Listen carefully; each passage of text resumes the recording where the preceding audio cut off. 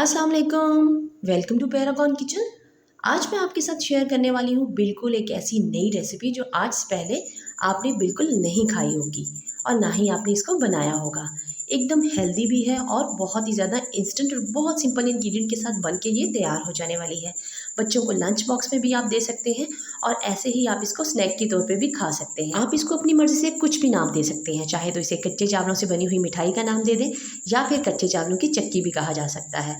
तो यहाँ मैंने 1 कप चावल लिए थे, उनको थोड़ा-सा पानी में भिगो दिया था। थोड़ी देर पानी में भिगोने के बाद उस पानी को गिरा दिया और पूरी रात के लिए या कुछ घंटों के लिए उसे खुले बर्तन में फैला दिया। तो जब चावल सूख गए बिल्कुल ड्राई हो गए तो उसके बाद हमने उन चावलों को ले लेना है और यहाँ पे मैंने एक बर्तन में डाल दिया है। किसी भी फ्राई पैन में डालें या कढ़ाई के अंदर देसी घी का इस्तेमाल करें तो बहुत ही बेटर टेस्ट आएगा, बहुत ही अमेजिंग टेस्ट आएगा इसका। पर अगर आपके पास नहीं है तो आप इसको ऑयल में भी फ्राई कर सकते हैं। बस उन्हीं चावलों को जो कि हमने भिगो के सुखा लिए थे उनको इस ऑयल में डालकर हम फ्राई कर लेंगे। तो बस चावलों को फ्राई करते वक्त एक बात का ध्यान देना है कि फ्लेम को बिल्कुल मीडियम ही रखना है। मीडियम फ्लेम पे इसको हम फ्राई करेंगे ताकि अच्छा सा सुनहरी कलर आ जाए, वरना तो चावल कड़वे हो जाएंगे अगर हमने इनको ज़्यादा फ्राई कर लिया। तो बस अब चावलों को हम फ्राई करेंगे और फ्राई करने के बाद यहाँ देखिए इस तरह का कलर आने पर हम इनको निकाल लेंगे। अब इन चावलों को लेंगे और इनको ग्राइंडर के अंदर डालकर अच्छी तरह से ग्राइंड कर लेंगे।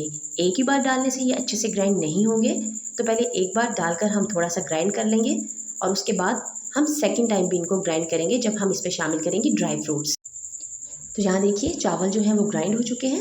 अब हम इन सभी चावलों को निकाल लेंगे, एक बर्तन के अंदर अलग से निकाल कर रख लेंगे और अब एक उसी पैन में हम डालेंगे थोड़ा सा देसी घी। 1 चम्मच बस देसी घी डालेंगे और देसी घी थोड़ा सा गर्म हो जाएगा तो बस फिर इसमें थोड़े से ड्राई फ्रूट्स डालेंगे। तो यहाँ मैंने थोड़े से फूल मखाने ले लिए हैं, कुछ बादाम की गिरियाँ ले ली हैं और थोड़ा सा नारियल ले लिया, उसको भी स्लाइसिस की शक्ल में काट लिया है। जो खुश्क खोपरा होता है उसी को आप अपनी मर्ज़ी से चाहें तो इसमें कोई भी ड्राई फ्रूट ऐड कर सकते हैं और जितने चाहें डाल सकते हैं। तो यहाँ मैंने ये चंद ड्राई फ्रूट्स डाल लिए हैं। इनको बस हल्का सा हम इसी पैन के अंदर देसी घी के अंदर ड्राई रोस्ट करेंगे। चावलों को फ्राई करते वक्त आप चाहें तो ऑयल में फ्राई कर लें, लेकिन ड्राई फ्रूट्स को फ्राई करते वक्त ज़रूर देसी घी का इस्तेमाल करें, उससे बहुत ही अच्छी खुशबू आएगी।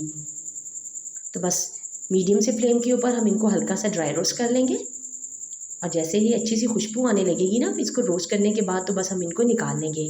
थोड़ा सा ठंडा होने के बाद इसको भी डालेंगे ग्राइंडर के अंदर और इसको भी हम पीस लेंगे।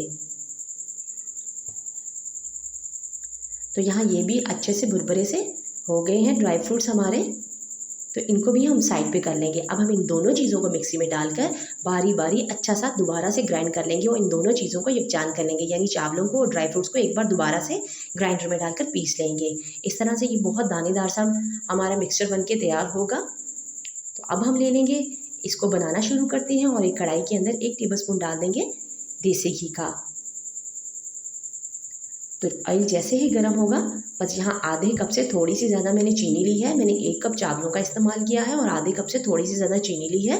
तो इसको हम कढ़ाई में डालकर अच्छा सा फैला देंगे और फ्लेम को बिल्कुल लो रखेंगे। लो फ्लेम पे थोड़ी देर पड़े रहने के बाद देखेंगे कि चीनी जो है वो अच्छी सी मेल्ट हो गई है।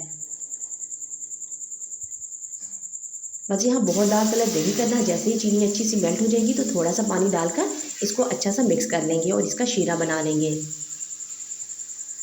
तो इससे आपने घबराना नहीं है, जो इकट्ठा हो जाता है शीरा, चीनी जो इकट्ठी हो जाती है ये खुद ही से थोड़ी देर बाद अच्छी सी मेल्ट हो जाएगी।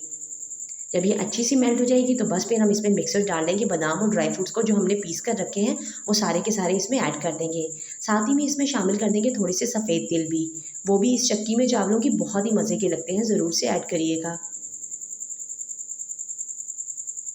अब इसको चम्मच की मदद से अच्छी तरह से हिला लेंगे और बस इसको इतना हिलाएंगे कि इसके अंदर जो शीरा है वो थोड़ा सा ड्राई हो जाए ताकि ये अच्छी सी जम सके और उसके बाद हम फ्लेम को ऑफ़ कर देंगे। जैसे ही अच्छी सी जमने वाली थोड़ा सा टाइट होगा ये मिक्सचर तो बस फिर हम फ्लेम को ऑफ़ कर देंगे और एक बर्तन लेंगे और उसके अंदर इस सारे के सारे चावलों को हम डालकर अच्छी तरह से प्रेस कर लेंगे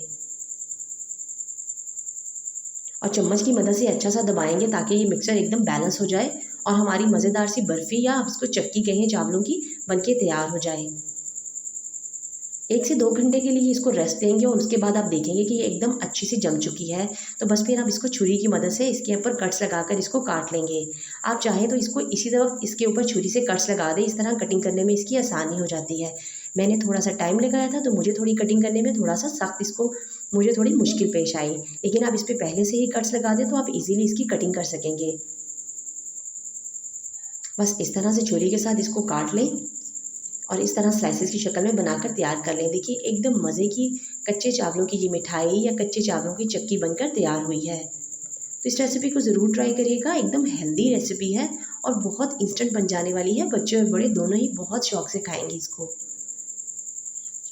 वीडियो पसंद आई है तो थम्स अप कर दिया करें। फिर मिलेंगे किसी नई मज़ेदार सी रेसिपी के साथ, तब तक के लिए अल्लाह हाफिज़।